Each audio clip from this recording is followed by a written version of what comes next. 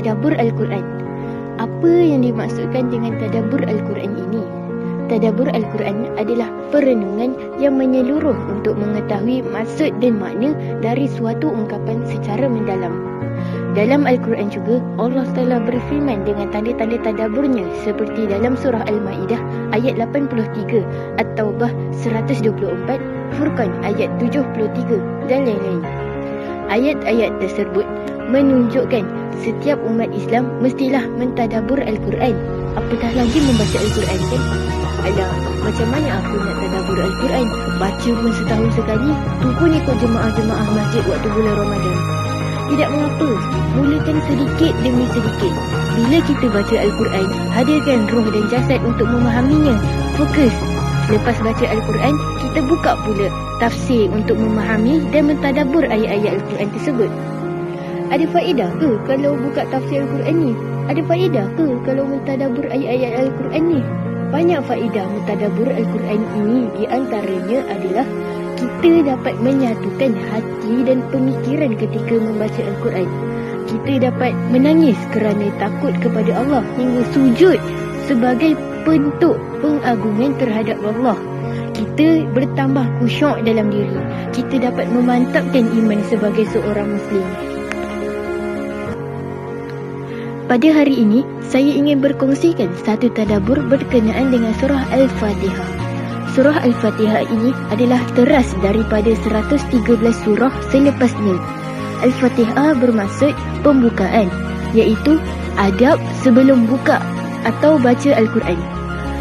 7 ayat adab untuk mendapatkan petunjuk menerusi Al-Quran. Kerana umat Islam terdahulu yang diturunkan ke atas mereka Alkitab, tetapi tidak mendapat hidayah kerana tidak membaca surah Al-Fatihah.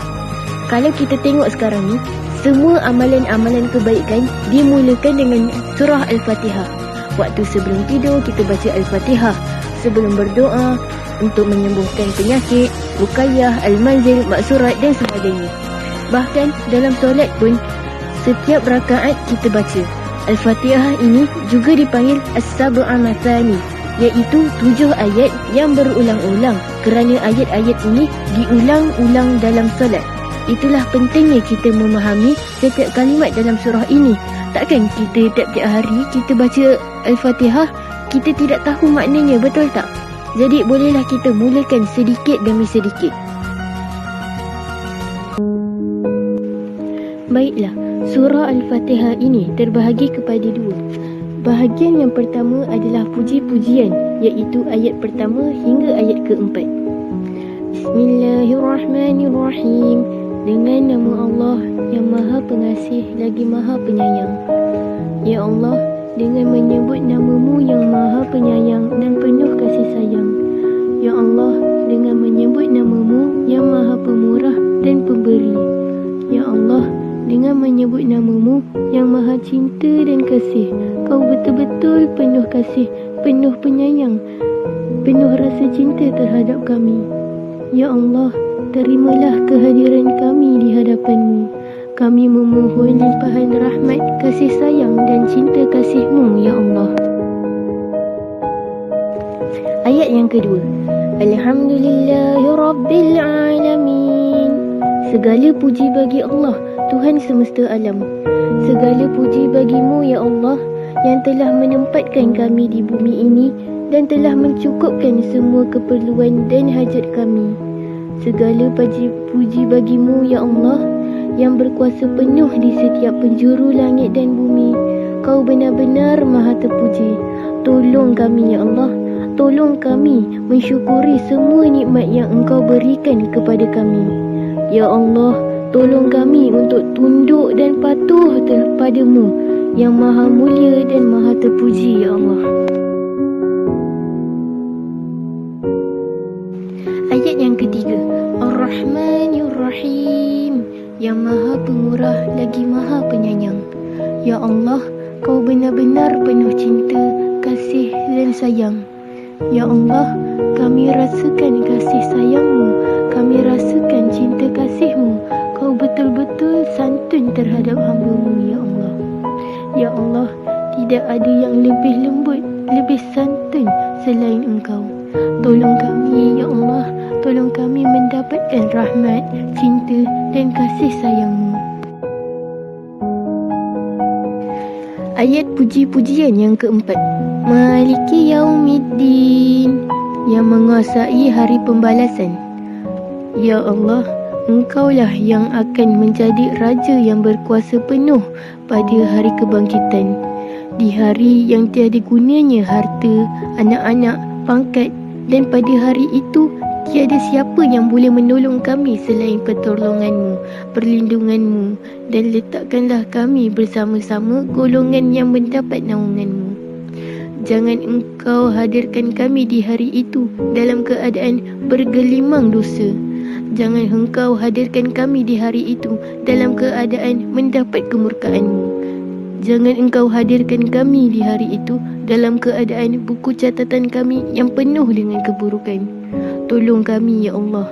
Tolong kami, hadirkan kami di hadapan-Mu dalam keadaan mendapat keredaan-Mu, dan hadirkan kami dengan wajah putih berseri.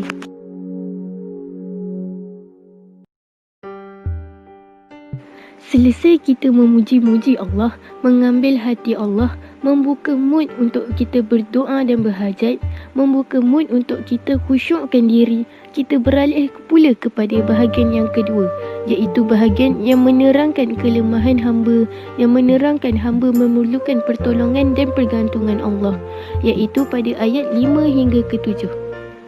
Iyyaka na'budu wa iyyaka nasta'in.